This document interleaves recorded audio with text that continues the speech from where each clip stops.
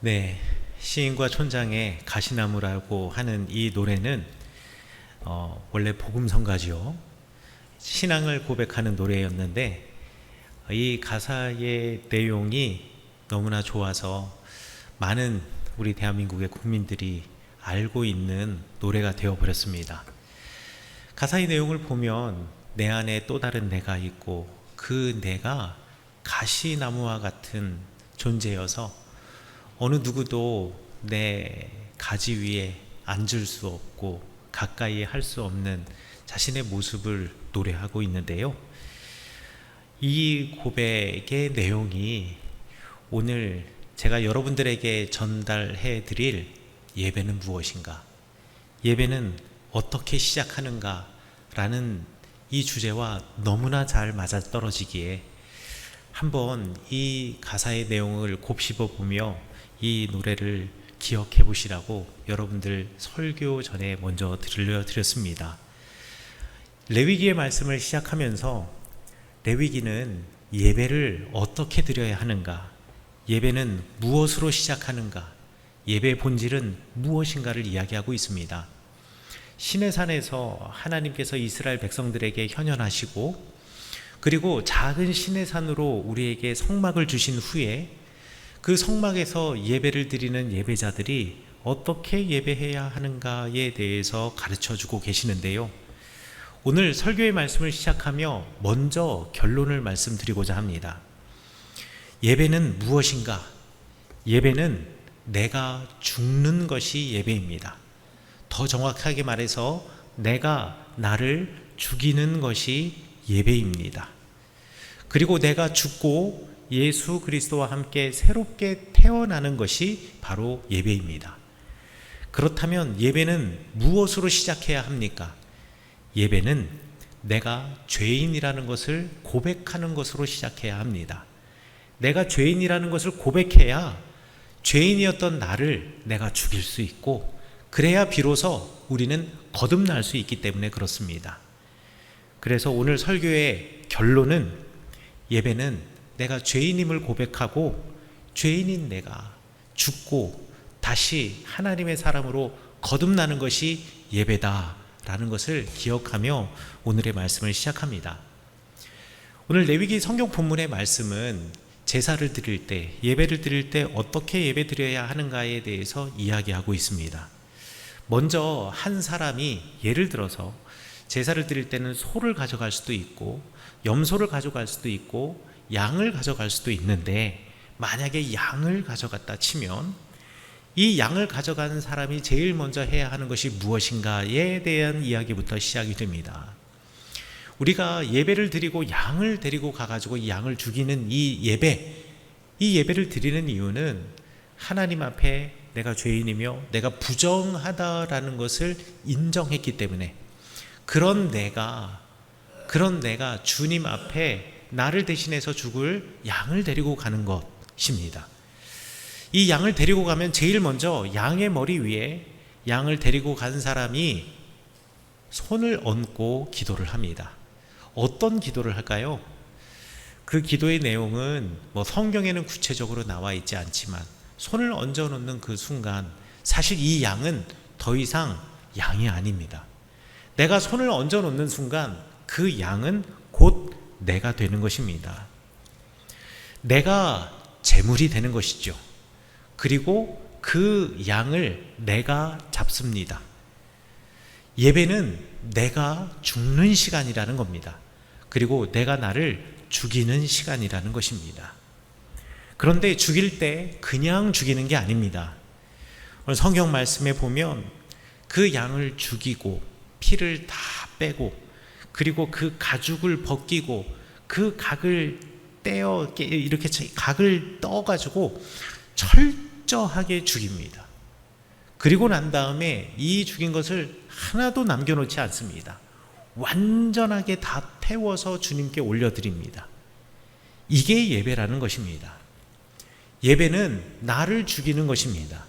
내 성격을 죽이고 내 성품을 죽이고 내가 완전히 새롭게 거듭나기 위해, 새 사람이 되기 위해서 나를 완전히 소멸시키는 것입니다. 죽이는 척 하는 것이 아니라 완전하게 죽이는 것입니다. 철저하게 죽는 것입니다. 이게 예배입니다. 그리고 난 다음에 그 내장과 정갱이, 그 내장, 속 안에 있는 내장을 꺼내고 그 내장을, 이 양을 죽인, 양을 가지고 온 사람이 내장을 씻습니다. 우리 어르신들 중에서 연세가 많으신 어르신들은 돼지를 잡아보신 분들도 있을 수 계시고, 소를 잡아보신 분들도 계시고, 옛날에는 다 집에서 했으니까요. 아니면 내가 해본 적은 없지만 어린 시절에 본 적은 있으시거나 이러실 겁니다. 내장을 씻을 때, 내장을 정리할 때 그렇게 이쁘고 향기롭지 않습니다.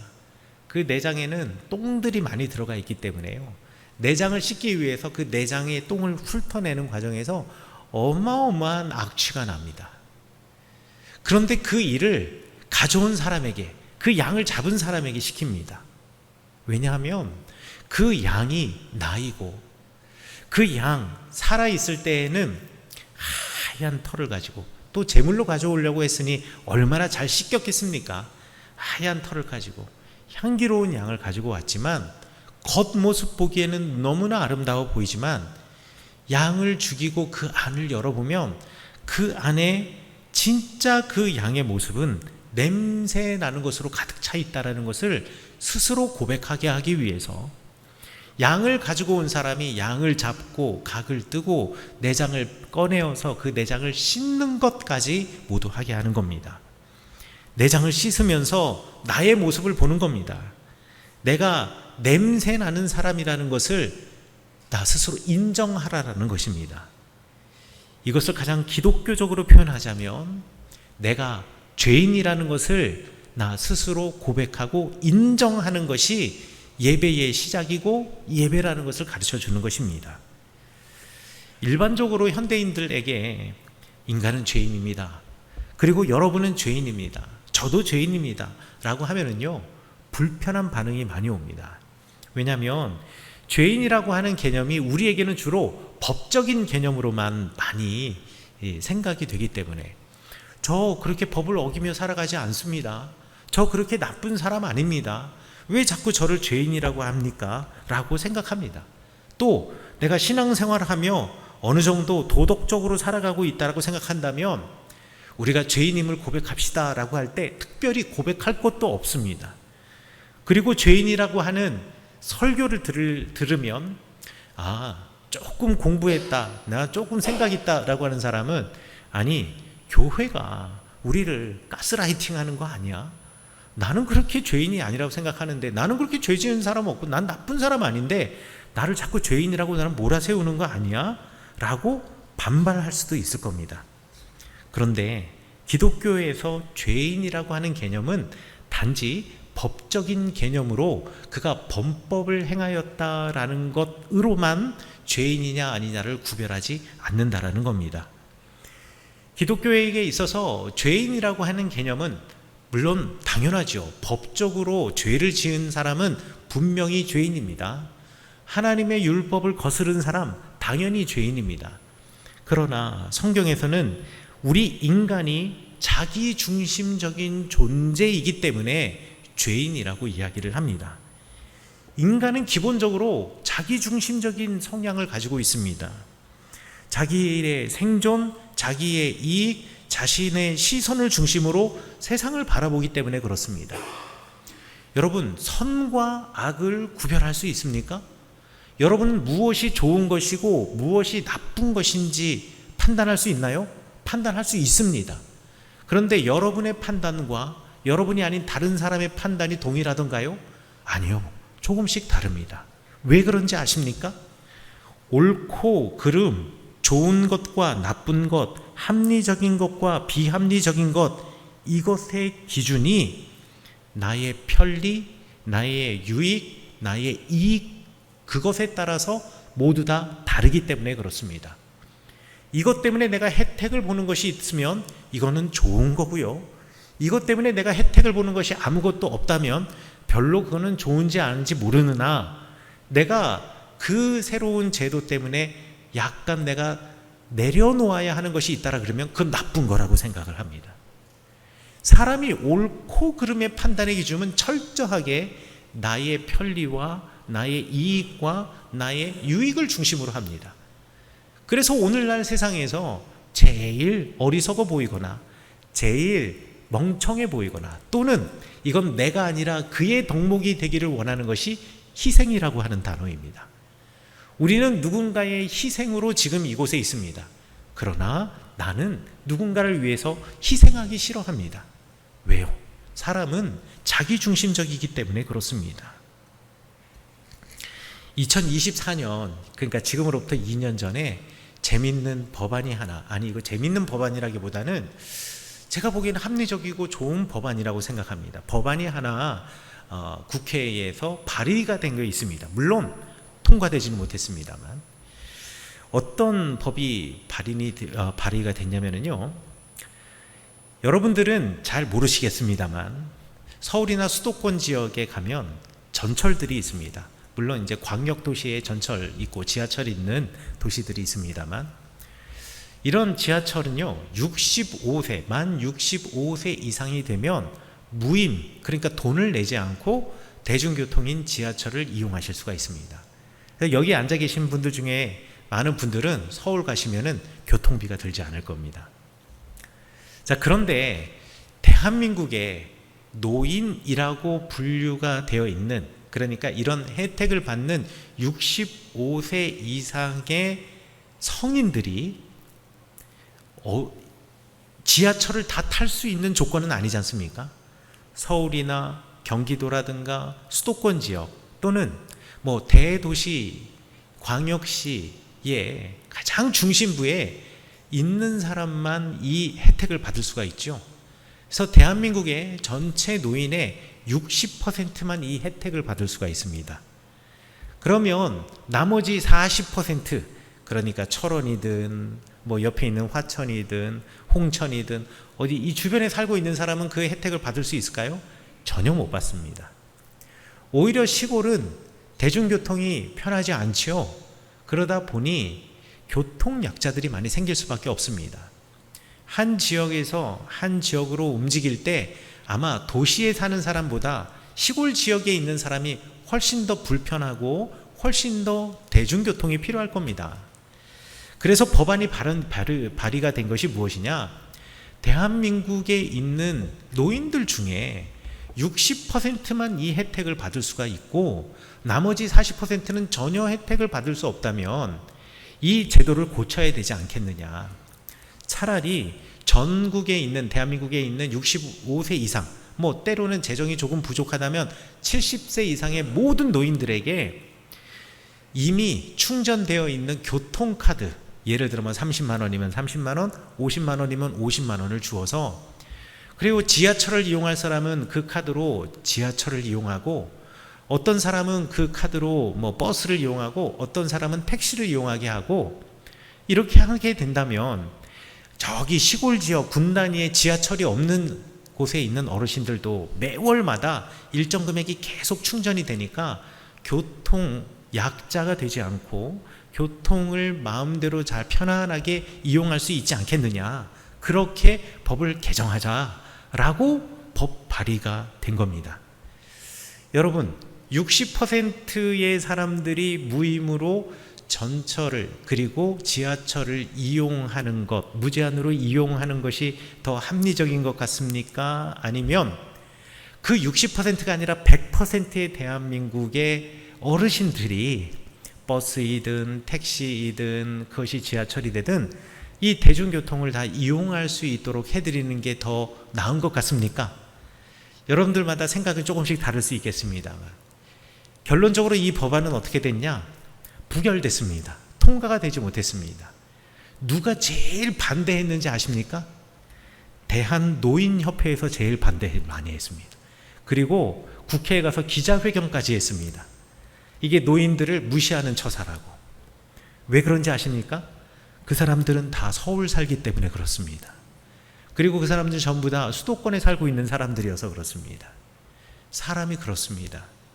똑같은 사람인데도 함께 나누고 함께 행복한 데는 너무나 인색합니다. 그것이 나의 편리, 나의 이익, 나의 유익에 요만큼이라도 흠이 된다면 우리는 그것을 참아내지 못합니다. 나누지도 못합니다.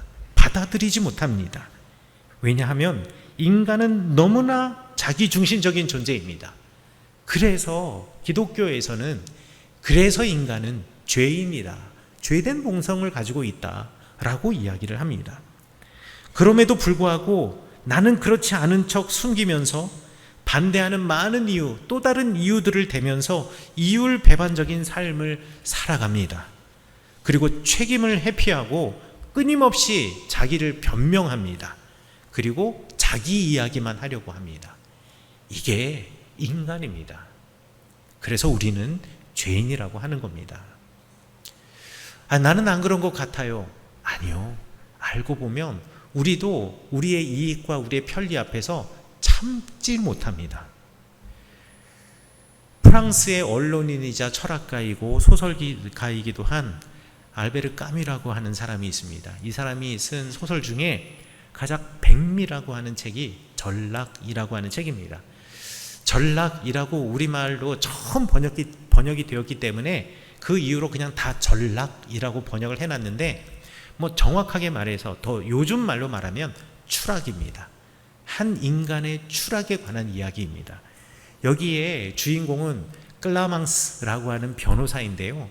이 변호사는 사회적으로도 대단히 존경을 받았고 누가 봐도 대단히 도덕적인 인물이고, 그리고 흠잡을 데 없는 변호사니까 법도 잘 알고 그것을 잘 지키고 또 변론해주는 좋은 사람입니다.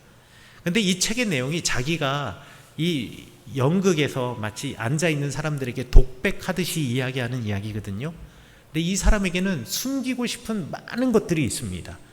그런데 숨기고 싶은 많은 것들은 몰래 어두운 곳에서 하고, 사람들이 보는 이 환한 곳에서는 자신의 가장 좋은 모습만 보이는 거죠. 어느 날 파리의 강변을 걷다가 다리를 하나 건너게 되는데요.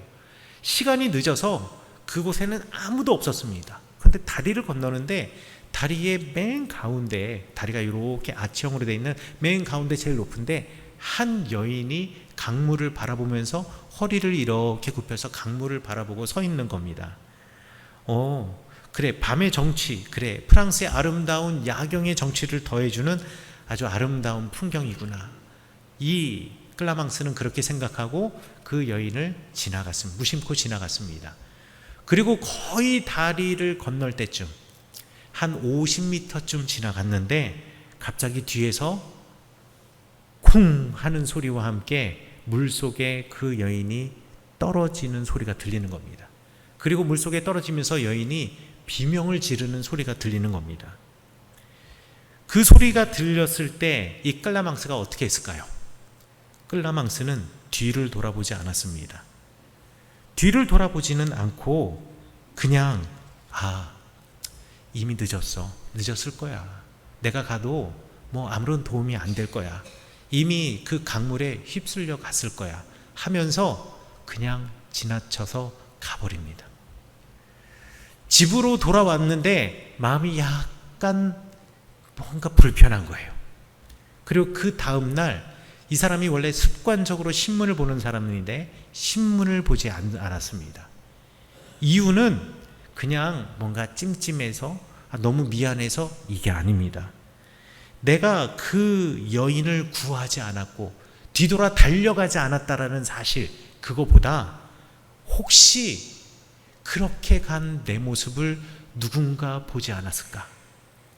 나는 되게 괜찮은 사람인데, 그리고 사람들이 나를 되게 괜찮은 사람이라고 생각하고 있는데, 혹시 내가 그 여인을 구하기 위해서 달려가지 않은 모습을 보고 나를 비난하는 사람이 있으면 어떡할까? 라는 두려움으로 신문도 보지 않고 마음속으로 그것 때문에 찜찜한 마음을 가지고 그냥 너무 힘들게 그 순간순간을 보냈다라는 이야기를 합니다. 그러면서 관객들에게 독백하기를, 사실 세상에 나만 그런가요? 세상의 모든 사람들이 공범 아닌가요? 나만 그 상황에서 그런 선택을 했을까요? 여러분이라면 다른 선택을 했겠습니까? 여러분들이라면 그 물살, 차가운 밤의 물살에 여러분 뛰어들어가서 내가 죽을지도 모르는데 그 여인을 구하려고 하셨겠습니까? 라고 이야기를 합니다. 쉽게 말해서 요즘 말, 흔히 쓰는 말로 물타기를 하는 것이요. 자신의 잘못 또는 자신의 감추고 싶은 것을 나만 그런 게 아니다, 우리 모두 다 공범이다 하면서 그냥 희석시켜 버리려고 하는 겁니다. 우리 이런 마음을 조금씩 다 가지고 있습니다. 다수에 휩쓸려서, 그리고 그들이 그렇게 하니까 나도 그렇게 하노라 라고 하며 옳은 것을 선택하지 못하고 이웃을 바라보지 못하며 오로지 지독하게 나만 쳐다보는 인생, 이게 바로 우리의 삶이고 우리의 인생입니다. 그래서 성경은 이런 우리의 마음의 상태를 죄인이라고 부르는 것입니다. 우리의 예배는 내가 이런 사람입니다, 내 안에 사람들에게 보이고 싶지 않은 또 다른 내가 있습니다 라고 하는 자기 고백으로부터 시작해야 한다라는 것을 가르쳐 주는 것이 오늘 레위기 예배를 어떻게 드려야 하느냐, 제사를 어떻게 드려야 하느냐라고 하는 이야기의 핵심입니다. 내가 아프지 않다고 생각하면 의사에게 절대로 가지 않죠. 자신이 중독되었다라고 생각하지 않는다면 절대 그 중독된 그것을 끊어낼 수가 없습니다. 내가 물에 빠져 죽어가고 있다고 생각하지 않으면 던져진 구명줄을 잡지 않습니다. 내 영혼이 아프다, 내가 길을 잃었다 라는 자기 인식이 없으면 우리는 그 병으로부터 나을 수도 없고 고칠 수도 없고 길을 찾을 수도 없습니다. 예배는 내 안에 다른 사람에게 보이고 싶지 않은 또 다른 내가 있습니다 라는 자기 고백이 먼저가 되어야 하고, 이 자기 고백을 하며 이런 나는 죽고 이제 가장 이기적인 나의 모습을 버리고 하나님 닮아 살아가고 싶습니다, 예수님 닮아 살아가고 싶습니다, 새롭게 거듭나고 싶습니다 라고 고백하며 내가 죽고 예수 그리스도와 함께 다시 태어나는 것, 거듭나는 것, 이것이 바로 예배라는 것입니다. 사랑하는 성원교회 성도 여러분, 까미의 끌라망스가 들었던 그 차가운 물소리, 어쩌면 오늘날 오늘을 살아가는 우리 마음 깊은 곳에서도 끊임없이 들려오는 비명일 수도 있습니다. 그리고 우리 주변에도, 내 뒤에도 그렇게 소리 지르는 많은 사람들이 있을 수 있습니다. 우리는 도덕적인 사람인 척, 아무 일도 없는 척 가면을 쓰고 살아가지만 하나님은 모든 것을 알고 계시고 모든 것을 보시는 분이십니다. 그 어떤 위선도, 그 어떤 변명도 우리 하나님 앞에서는 통하지를 않습니다. 구약의 번제, 오늘 성경의 제물을 잡는 방법은 대단히 참혹합니다. 가죽이 벗겨지고 각이 뜨이고 그 더러운 내장과 정갱이가 물에 씻겨 나가고 고스란히 제단 위에 올려집니다. 예배는 바로 그 자리에서 시작이 되는 겁니다. 내가 죽는 자리에서 시작이 되는 겁니다. 철저하게 죽는 자리에서 시작이 되는 겁니다. 그리고 주님, 내가 바로 그 냄새나는 내장을 가진, 내 안에는 냄새나는 것으로 가득 차인 사람이 바로 나입니다. 뒤돌아서지 못했던, 그래서 달려가지 못했던 그 끌라망스가 바로 나입니다. 그래서 나는 이 예배를 통해서 이런 나의 모습은 죽고 새 사람, 하나님의 마음을 가진 사람, 예수 그리스도의 삶을 따라가는 사람 되고 싶습니다. 그래서 주님 앞에 나왔습니다. 이게 바로 정직한 고백이자 정직한 예배자, 참 예배자의 모습입니다.